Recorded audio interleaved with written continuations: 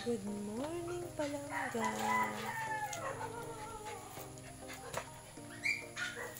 Good morning.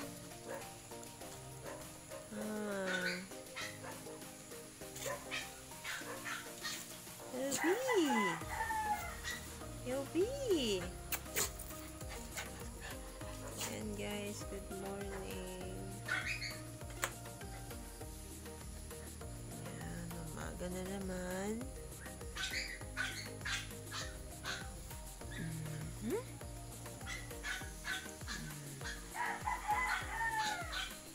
Ito yung tatay ng mga puppies natin guys, si Kobe. Yan. Kobe?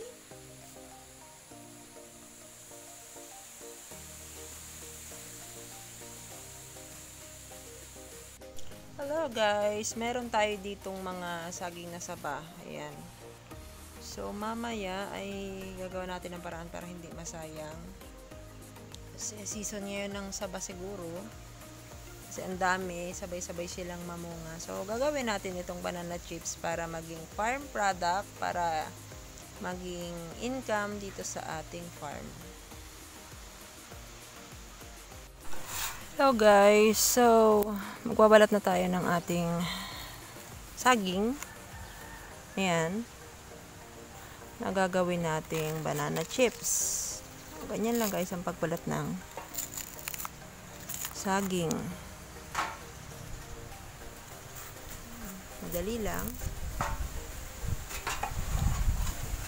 Para hindi masayang tong ating saging dahil marami sila guys, sabay-sabay silang namunga. So para ma-preserve, gawin nating banana chips dahil pag sabay-sabay naman guys na hinog ay hindi naman natin kayang i-consume.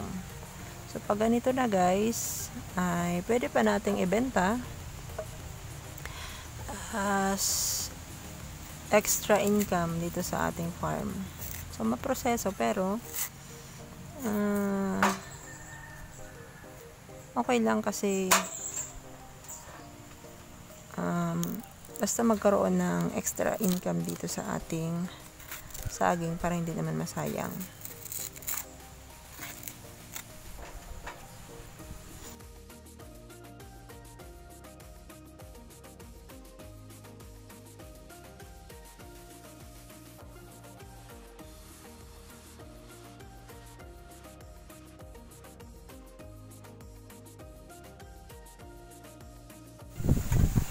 Meron tayo ditong peeler guys. Ito, para manipis. Ganituhin nyo lang ang pag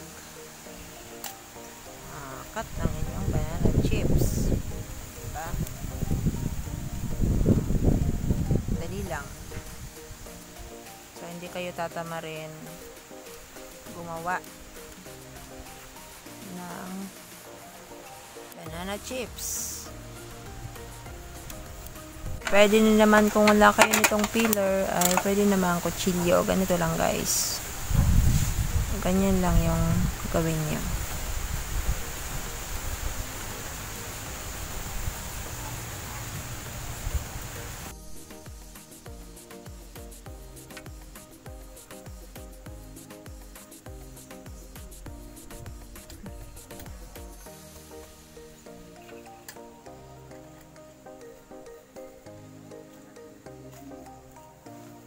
Kita mo? Pwede rin namang pabilog guys yung hiwa nyo. Kaya nito, ganyan lang, easy lang. Hindi kailangan gawing komplikado ang mga bagay-bagay. Ayan lang, depende sa gusto nyong hiwa. Basta manipis ang ating pagkakagayat. So, ganyan lang. Ganun lang kasimple guys ang buhay.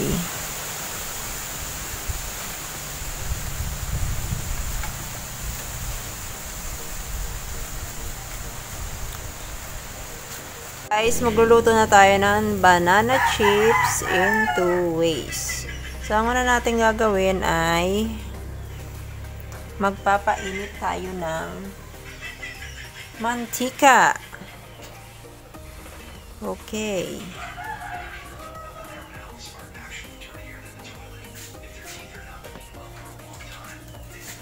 And syempre, lagyan na natin ng oil.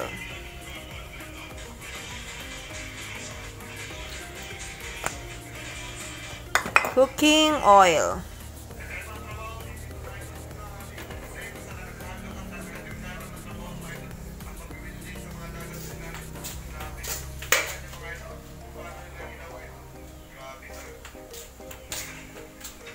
And then, ito na yung ating mga saging. And ipiprito na natin siya dyan sa mantika.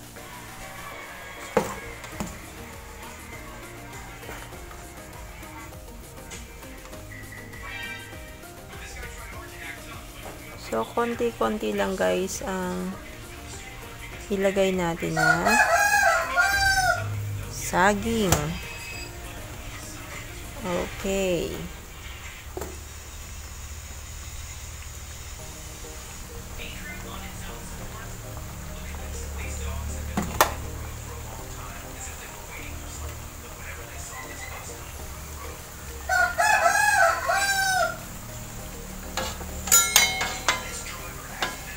And then, halu-haluin lang ang ating banana chips.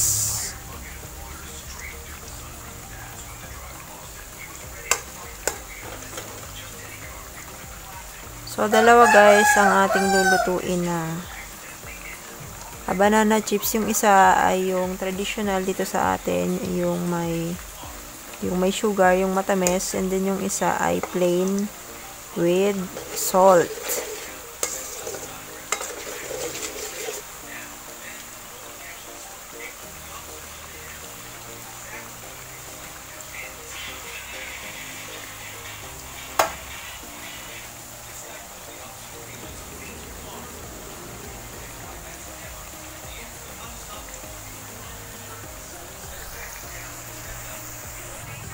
So, lagi lang halu-haluin dahil nagdidikit-dikit kasi siya guys.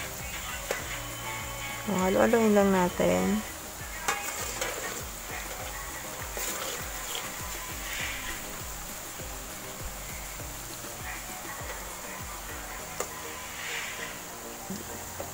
Salt, lalagyan natin guys ng asin.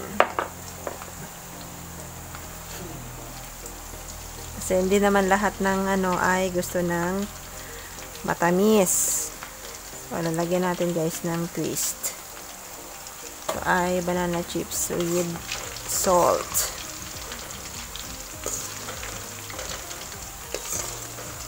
Plain with salt banana chips.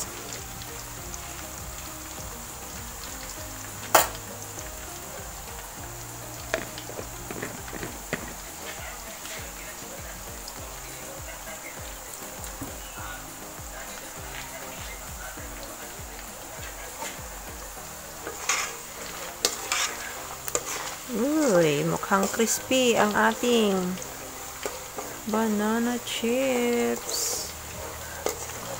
Halu-haluin.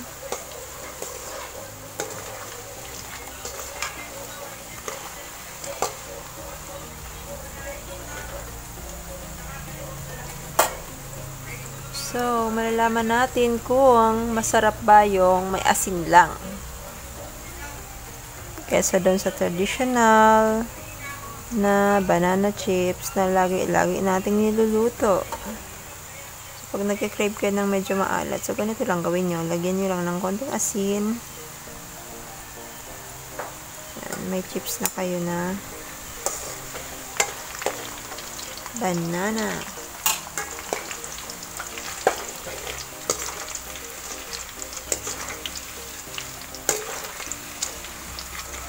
Ganyan lang guys, konti-konti lang para hindi siya dikit-dikit.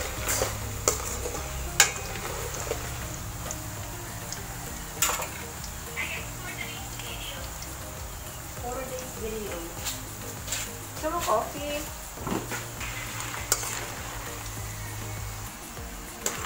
kapag medyo brown na siya guys, ay pwede nyo na siyang tanggalin sa apoy. So, i-off na natin guys yung apoy. Yun.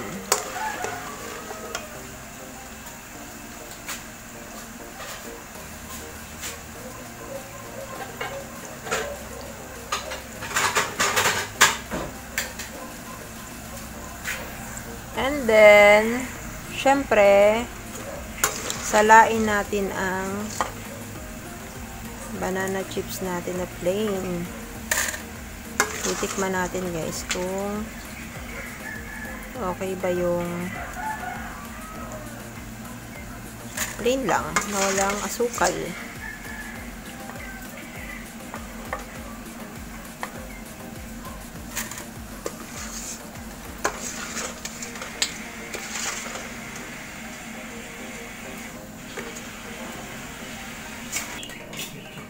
So, eto na siya guys. Plain lang, na walang sugar. Tadam! Try natin. Walang asin? Walang sugar. Okay, naprito na natin lahat ng saging. Ngayon naman ay magtitimpla tayo ng sugar para panlagay dyan sa ating banana chips. So, ito na yung pinagprituhan natin ng banana chips. And then, babawasan lang natin yan ng sugar. So, ayan na guys yung pinagprituhan. So, lalagyan natin yan ng asukal.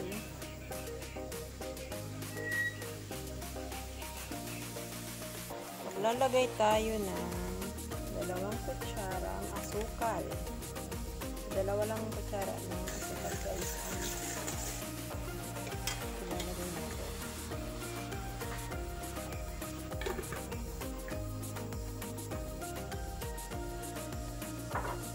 Pangit naman pag sobrang tamis. Gagawin lang natin yan. Ika-caramelize lang natin ang sugar. Haluin lang hanggang sa makaramelize ang ating asukal. Tandaan lang guys yung apoy nyo.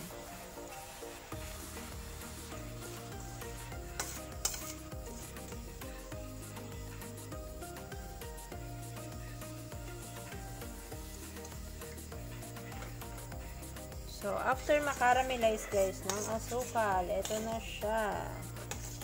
So, ibabalik natin dyan ulit yung saging.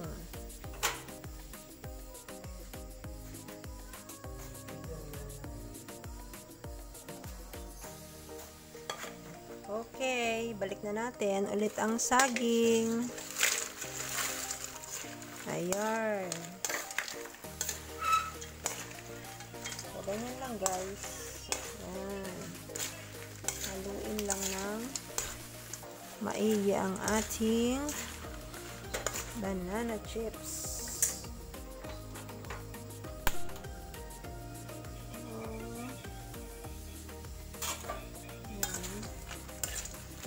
Haluin lang. Okay.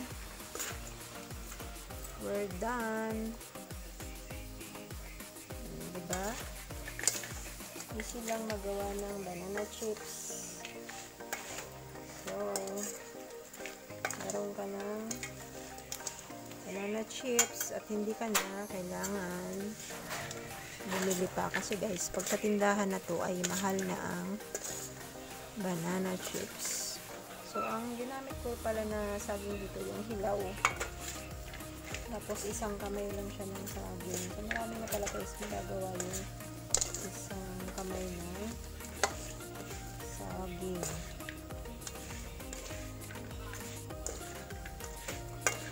Okay. Ito na guys ang finished product na ating banana chips. Yun lang guys. Thank you for watching.